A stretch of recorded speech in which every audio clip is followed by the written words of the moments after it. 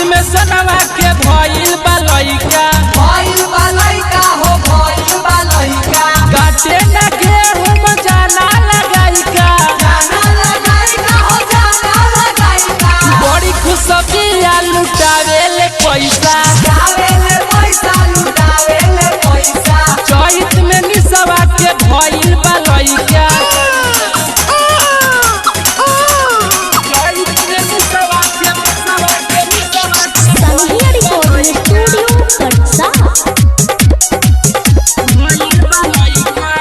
सरसों या तीसिया कर खेते में झरे कहीं के भतारे कर अइले ना घरे